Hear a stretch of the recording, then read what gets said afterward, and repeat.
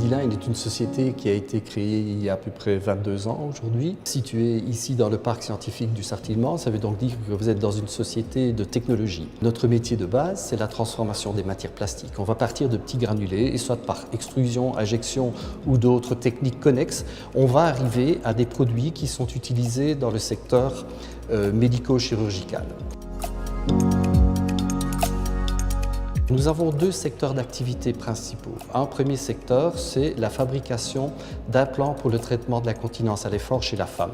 C'est un produit qui a été développé en collaboration avec l'Université de Liège. C'est un produit aujourd'hui qui est distribué par la société Johnson & Johnson et nous avons aujourd'hui à peu près un bon million de femmes qui ont été implantées avec ce device dans le monde entier. L'autre secteur de notre activité, c'est la fabrication de matériel disposable pour l'industrie de la radiopharmacie.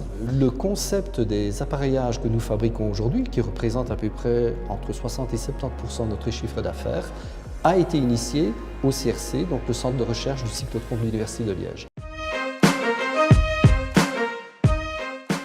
Ce qui nous distingue des autres fabricants de matières plastiques, ce sont les conditions environnementales et les réglementations que nous devons respecter.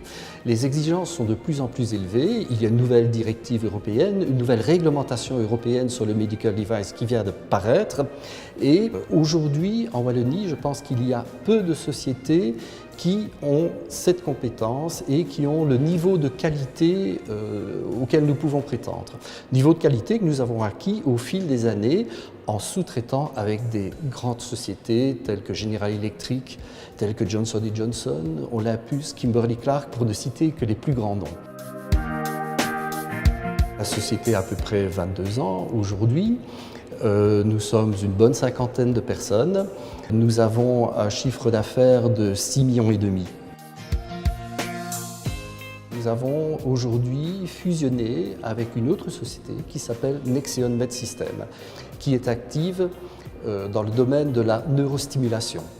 Donc pour nous, ça va être l'opportunité de participer au développement et de fabriquer ces neurostimulateurs et principalement la partie implantable, l'électrode.